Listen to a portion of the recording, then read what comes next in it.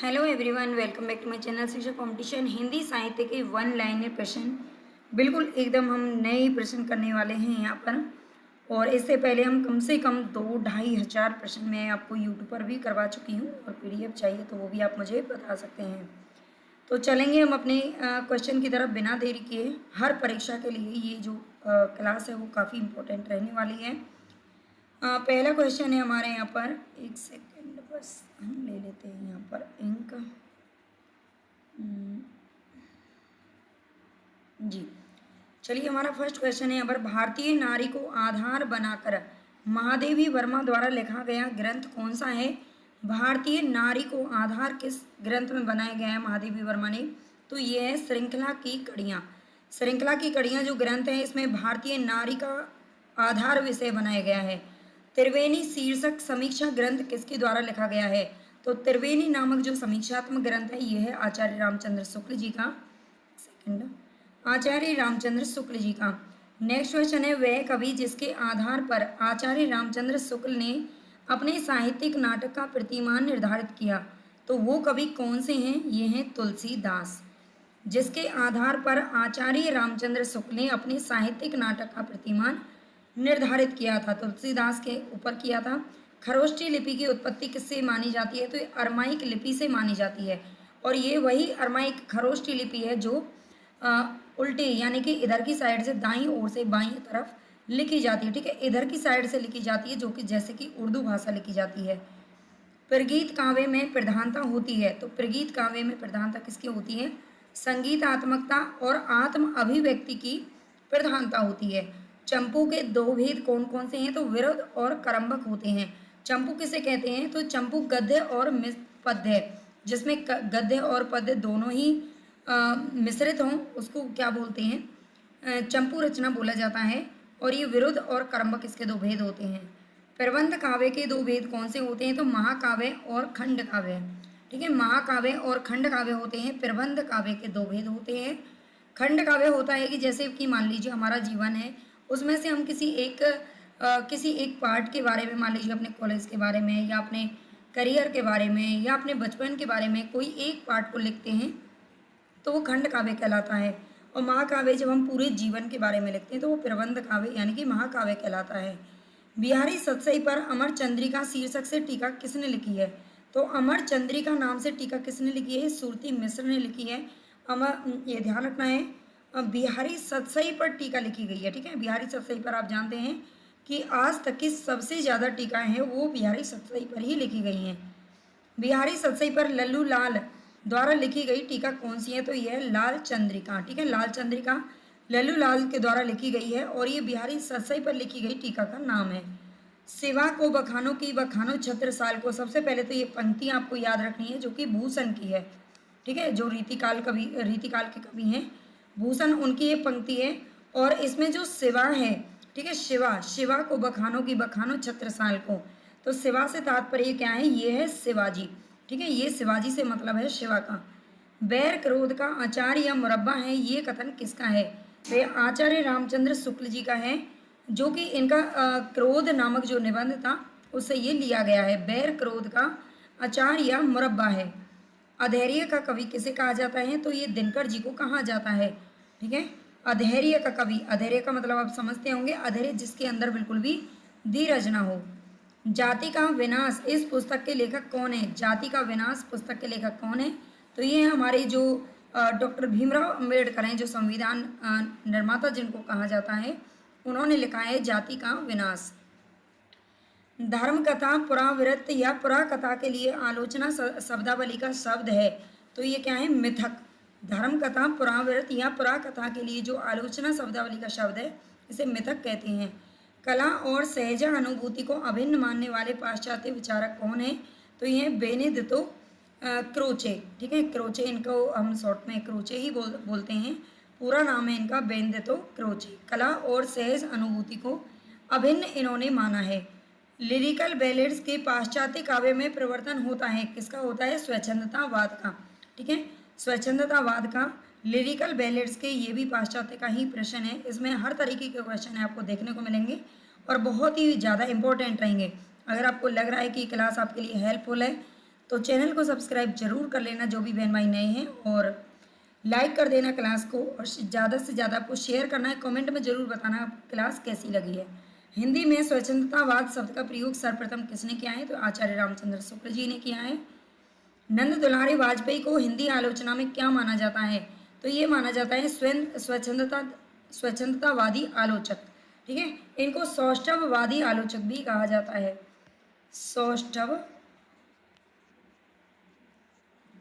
सौष्ठववादी आलोचक भी इनको कहा जाता है, ये भी ध्यान रखना है। हालावाद के प्रवर्तक कौन है? तो ये हरिवंश राय बच्चन जी हैं। नवगीत के प्रसिद्ध उन्नायक कवि कौन है? तो ये वीरेंद्र मिश्र। ठीक है, नवगीत के प्रसिद्ध उन्नायक कवि कौन है? वीरेंद्र मिश्र हैं। प्रमुख नवगीतकार कवि कौन है? नवगीतकार कवि कौन है? तो ये राजेंद्र प्रसाद सिंह, वीरेंद्र मिश्र, देवेंद्र शर्मा, कैलाश गौतम और शांति सुमन, इन सभी के नाम इसमें लिए जाते हैं। काव्य मानव के आंतरिक कार्य व्यापारों की अनुकृति है, ये कथन किसका है? तो ये अरस्तु का कथन है। हिंदी के काव्य भाषा परक समीक्षक हैं, तो ये कौन है? राम स्वरूप चतुर्वेदी।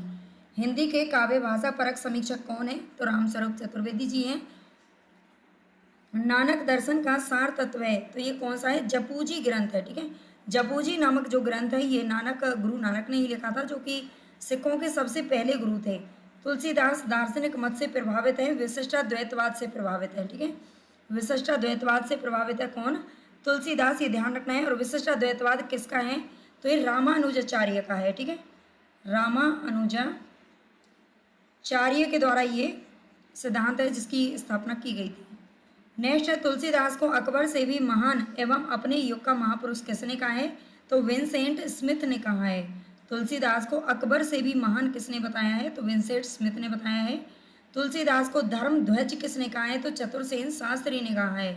जीव और ब्रह्म एक है, ये किसके अनुसार एक माना जाता है? तो अद्वैतवाद के अनुसार, जो कि शंकराचार्य का है। ठीक है, ये सिद्धांत किसने दिया था? तो ये शंकराचार्य का दार्शनिक सिद्धांत है अद्वैतवाद, और इसके अनुसार जीव और ब्रह्म एक है, जबकि इसका विरोध करते हुए मध्वाचार्य। ठीक है, यहाँ पर थोड़ा सा मैं आपको याद दिला देती हूँ। जो मध्वाचार्य हैं उन्होंने द्वैतवाद का प्रवर्तन किया था। ठीक है, द्वैतवाद का प्रवर्तन किया था, और उन्होंने कहा था कि जीव और ब्रह्म एक नहीं है, बल्कि दोनों अलग अलग चीज़ें हैं। कविता के लिए खड़ी बोली पक्ष में आंदोलन की शुरुआत किसने की थी? तो ये की थी अयोध्या प्रसाद खत्री ने। कविता की बात हो रही है, कविता के लिए। ठीक है, पहले आप जानते हैं जो पद्य रचनाएं थी, गद्य रचनाएं थी, उनके लिए खड़ी बोली में रचनाएं की जाती थी। गद्य रचनाएं जैसे कि नाटक, उपन्यास वगैरह। और बाद में कविता के लिए खड़ी बोली पक्ष में आंदोलन की शुरुआत की थी सबसे पहले अयोध्या प्रसाद खत्री जी ने। भारत में सबसे पहले पश्चिमी रंगमंच की स्थापना कहाँ पर हुई थी? तो ये पश्चिमी बंगाल के कोलकाता में हुई थी। नाटक का अभिनय रंगमंच के जिस अगले स्थान पर होता है उसका नाम क्या है? तो ये रंगपीठ कहा जाता है।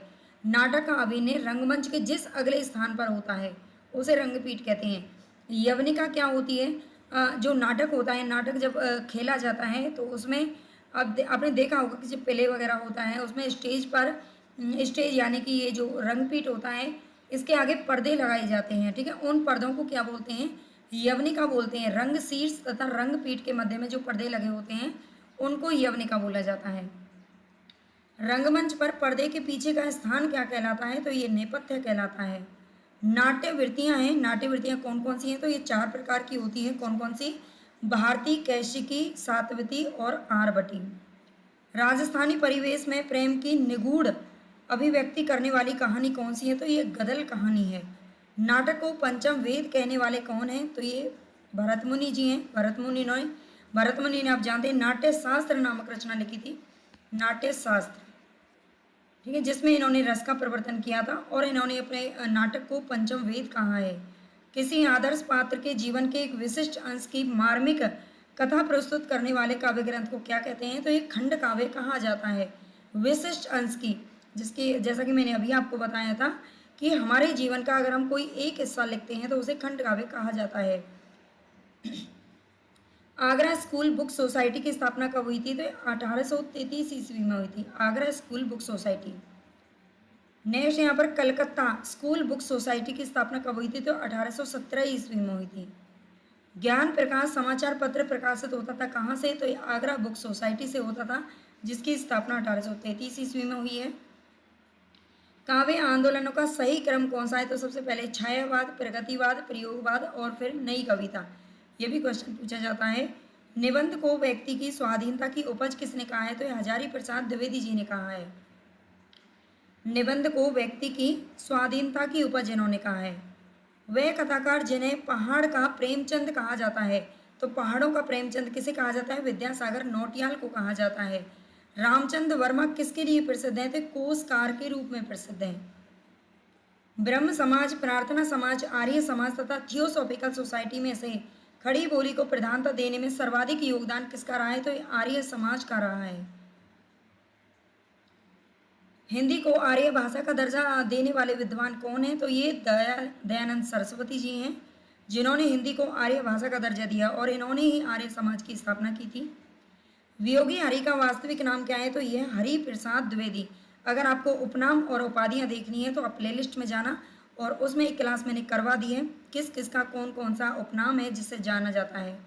वियोगी हरि द्वारा रचित महात्मा गांधी पर आधारित पुस्तक कौन सी है? तो यह श्रद्धा के कण। श्रद्धा के कण पुस्तक किसकी है? तो ये वियोगी हरि की है, जो कि महात्मा गांधी जी पर आधारित है।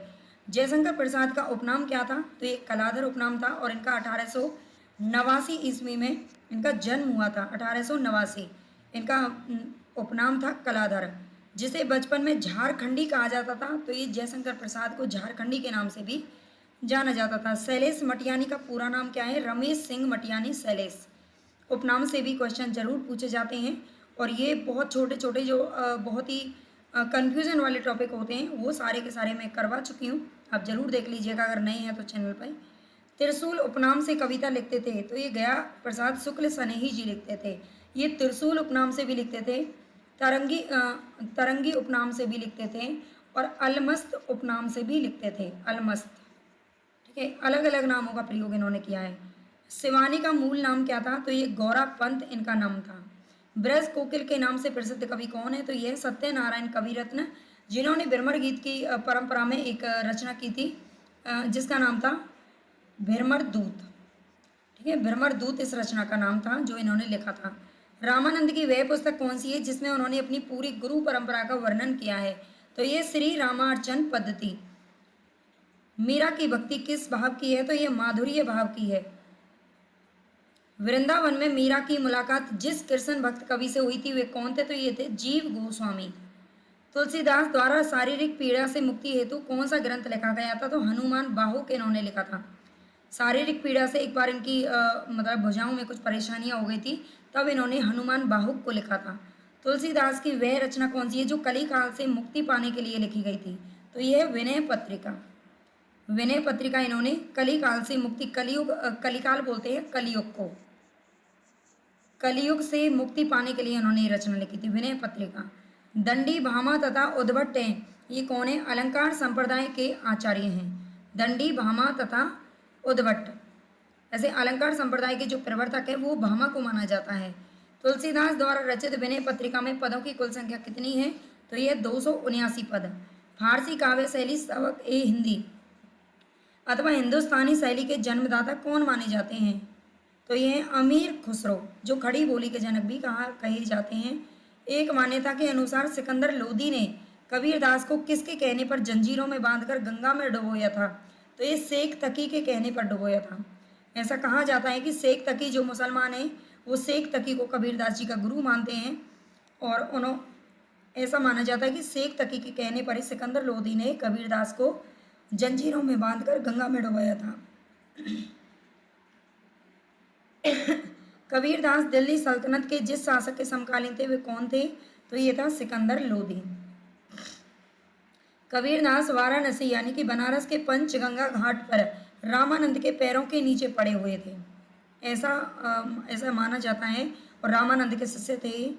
घूरे का लत्ता बीने, कनातन का ढोल बांधे। ढोल बांधे ये शीर्षक से निबंध किसने लिखे हैं? तो ये प्रताप नारायण मिश्र ने लिखे हैं, जो कि भारतेंदु मंडल के कवि हैं। कहाँ करुणानिधि केशव सोई, ये पंक्ति किसकी है? तो ये भारतेंदु हरिश्चंद्र के द्वारा लिखी गई है, जो कि नील देवी नाटक से ली गई है। अरुण यह मधुमेह देश हमारा, ये गीत किसका है? तो अगर ये भी पूछा जा सकता है कि ये गीत किस कवि का है? तो ये जयशंकर प्रसाद का है। और इनका जो चंद्रगुप्त नाटक है जिसका प्रकाशन वर्ष है 1931 ईस्वी, उसमें गाया था, और कार्नेलिया नामक जो पात्र है उसने गाया था। नंददास द्वारा रचित रास पंचाध्याय में प्रयुक्त छंद कौन सा है? तो ये रोला है। और यही रास पंचाध्यायी जिसके आधार पर रामचंद्र शुक्ल ने नंददास को जड़िया कवि की उपाधि दी थी।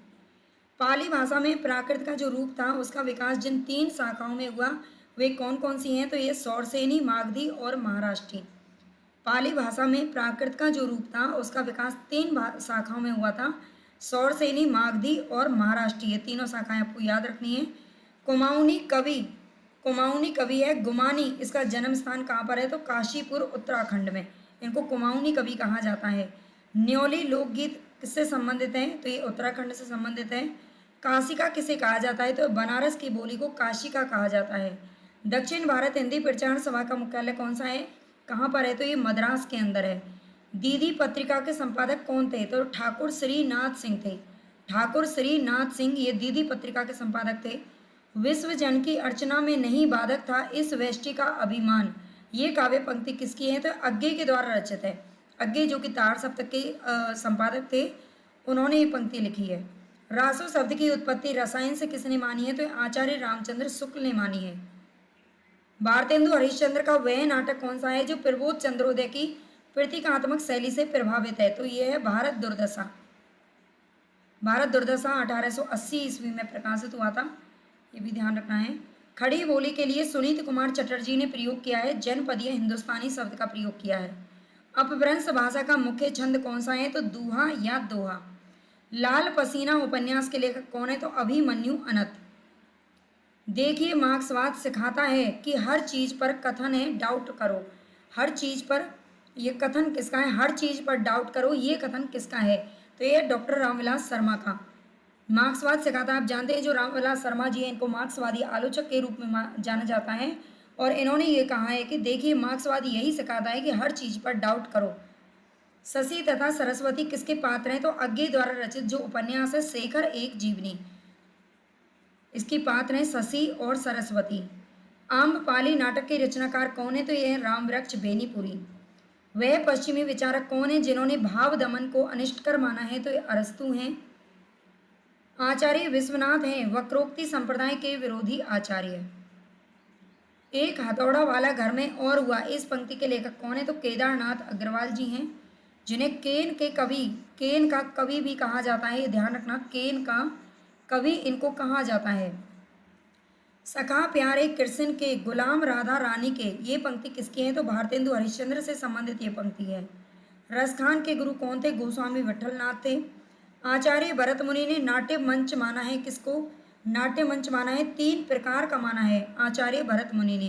भारतेंदु हरिश्चंद्र द्वारा अंग्रेजी से अनुदित नाटक कौन सा है? तो दुर्लभ बंधु है, जो कि अंग्रेजी से अनुवाद करके लिखा था। मैथिली शरण गुप्त को भारत भारती लिखने की प्रेरणा कहाँ से मिली है? तो उर्दू की पुस्तक है मुसद्दस हाली से। प्रेम का पयोधी तो उमड़ता है सदा ही निस्सीम भू पर, इस पंक्ति के रचनाकार कौन है? तो ये हैं सूर्यकांत त्रिपाठी निराला जी। कली कुटिल जीव निस्तार हित वाल्मीकि तुलसी भयो, ये कथन किसका है? तो ये नावादास का कथन है। कली कुटिल जीव निस्तार हित वाल्मीकि तुलसी भयो। अपभ्रंश को प्राकृताभास हिंदी किसने कहा है? तो ये रामचंद्र शुक्ल जी ने कहा है। हबकी ना बोलीबा ठबकी ना चलीबा धीरे धरीबा पाँव, इस काव्य पंक्ति के रचनाकार कौन है? तो ये गोरखनाथ, जो कि नाथ प्रवर्तक माने जाते हैं, नाथ संप्रदाय के प्रवर्तक माने जाते हैं। अस्त्रीय जन्म काही दीघऊ महेश अवर जन्म थारे घना रे नरेश, इस काव्य पंक्ति का संबंध किससे है? तो विसल देव रासो से संबंध है इसका।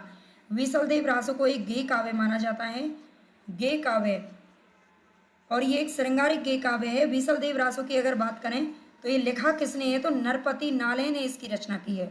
नरपति नाले ने इसकी रचना की है, ये ध्यान रखना है। मित्र संवाद शीर्षक पत्रों का संग्रह है रामविलास शर्मा और केदारनाथ अग्रवाल के बीच पत्राचार का। जो मित्र संवाद है ये इसका पत्राचार होता था रामविलास शर्मा और केदारनाथ अग्रवाल के बीच में। जायसी द्वारा रचित ग्रंथ आखिरी कलाम का प्रतिपाद्य विषय क्या है? तो यह इस्लाम दर्शन। कृपाराम द्वारा रचित नायिका भेद की सबसे पुरानी पुस्तक कौन सी है? तो यह हित तरंगिनी।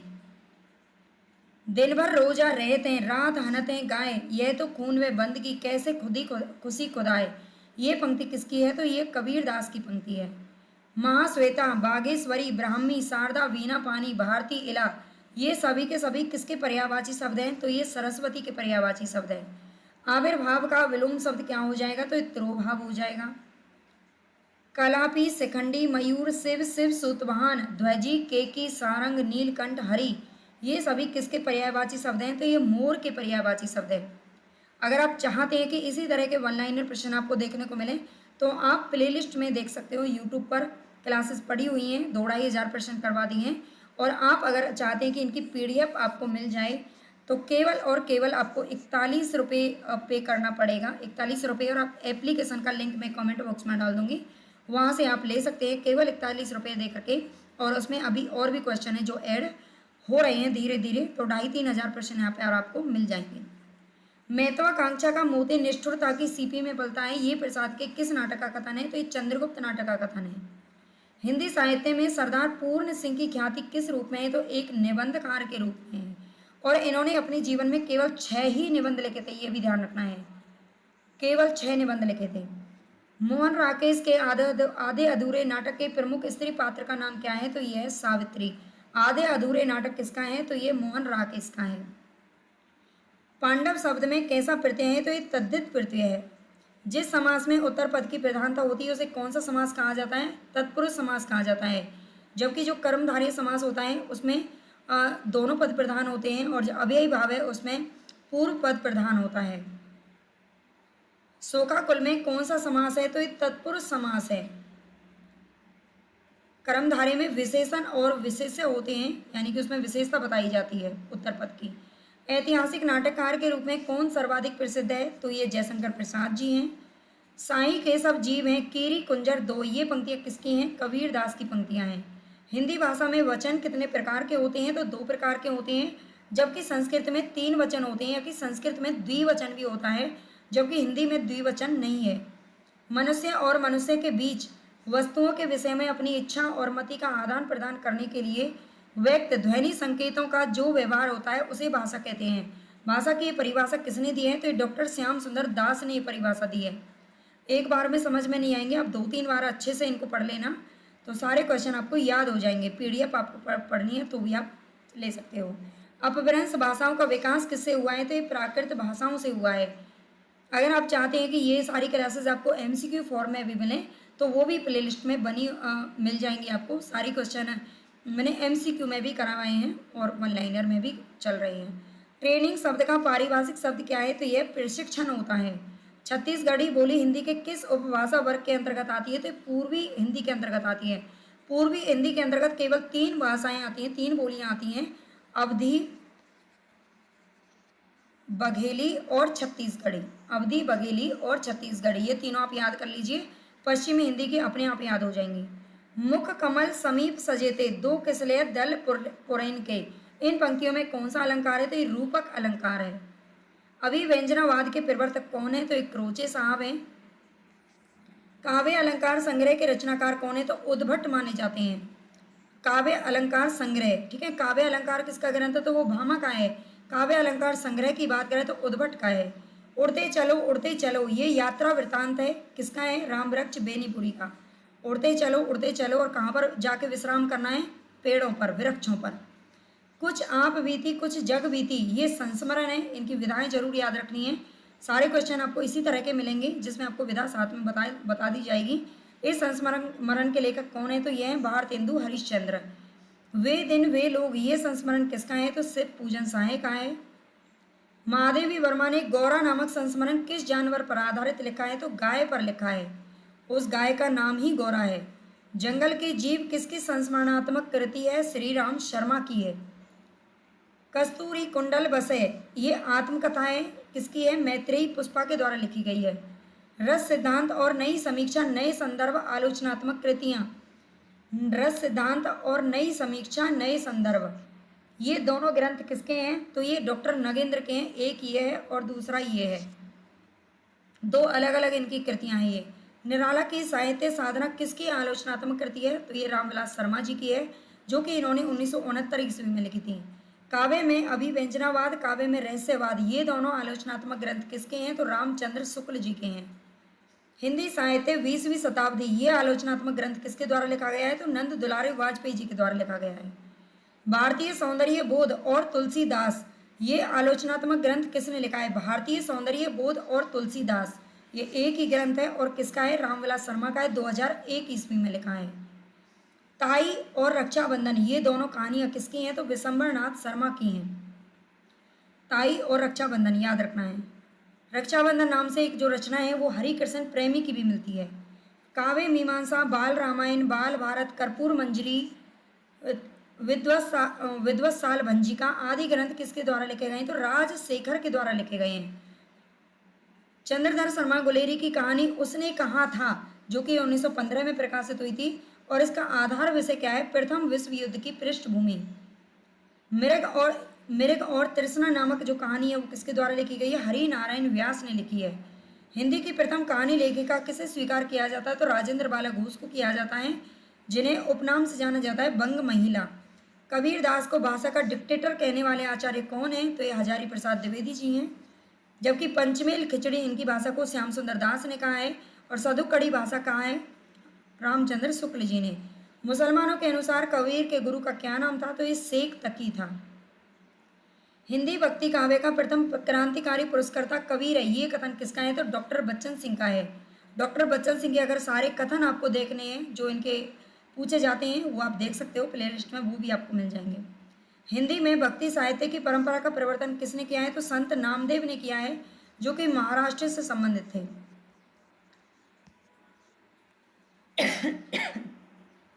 आदिकाल को अत्यधिक विरोधी और व्याघातों का युग किसने कहा है? हजारी प्रसाद द्विवेदी जी ने कहा है।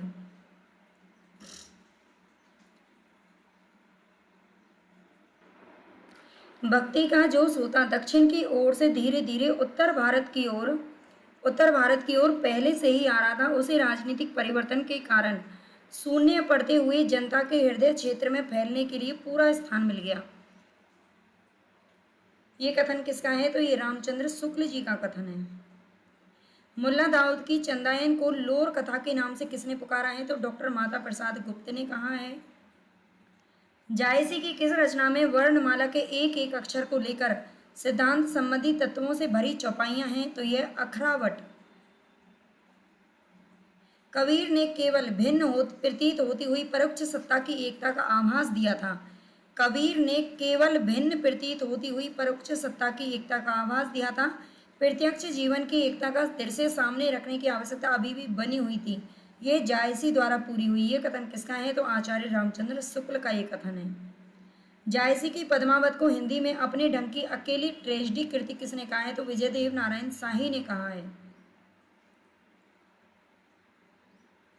तुलसी की कौन सी 5 लघु कृतियों को पंचरत्न कहा जाता है? तो वैराग्य संदीपनी, रामलला नेचू, जानकी मंगल, पार्वती मंगल, बरवे रामायण। ये 5 लघु कृतियां मानी जाती हैं तुलसीदास की, जिनको पंचरत्न के नाम से जाना जाता है। तुलसीदास की प्रथम और अंतिम रचना कौन सी मानी जाती है? तो जो इनकी प्रथम रचना है उसे वैराग्य संदीपनी, और अंतिम रचना माना जाता है कवितावली को। तुलसीदास की कौन कौन सी रचनाएं हैं जो ब्रज भाषा में लिखी गई हैं?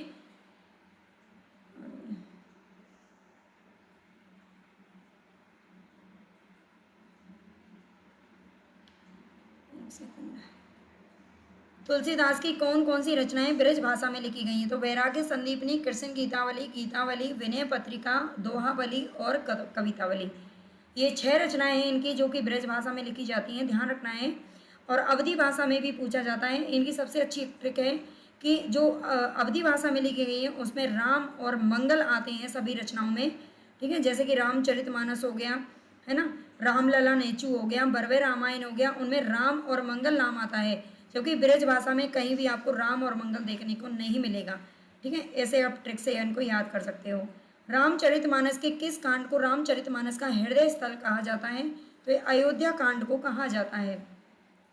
तुलसीदास का संपूर्ण काव्य समन्वय की विराट चेष्टा है, ये कथन किसका है? तो आचार्य हजारी प्रसाद द्विवेदी जी का है।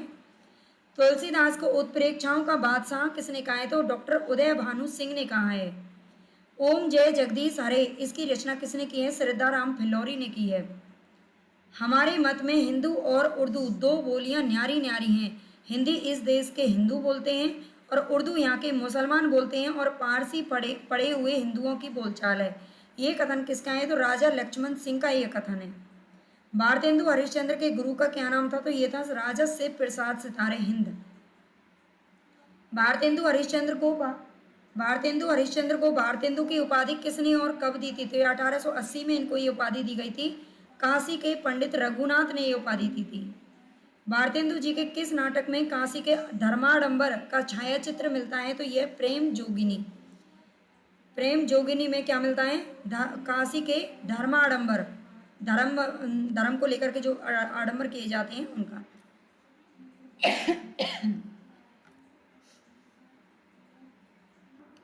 भारतेंदु जी का कौन सा नाटक है जो कि अधूरा रह गया था, जिसे राधा कृष्ण दास ने पूरा किया था?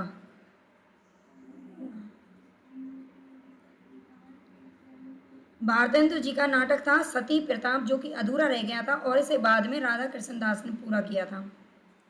हिंदी भाषा का पहला मौलिक राजनीतिक नाटक कौन सा माना जाता है? मौलिक भी हो और राजनीतिक भी हो तो ये भारत दुर्दशा माना जाता है। हालांकि मौलिक की बात करें तो ये नहुस को माना जाता है, जो कि भारतेंदु के पिता ने लिखा था, गिरधर दास गोपाल ने। लेकिन राजनीतिक नाटक की बात करें तो भारत दुर्दशा है, जो कि भारतेंदु हरिश्चंद्र ने लिखा था। काशीनाथ खत्री का नाटक बाल विधवा संताप कहाँ खेला गया था? तो ये भारतेंदु जी के घर पर ही खेला गया था, क्योंकि पहले ही रंगमंच नहीं थे। भारतेंदु जी के किस नाटक में राजा की मूर्खता, अन्याय और अंधेर गर्दी पर तीखा व्यंग्य किया गया है? तो यह अंधेर नगरी।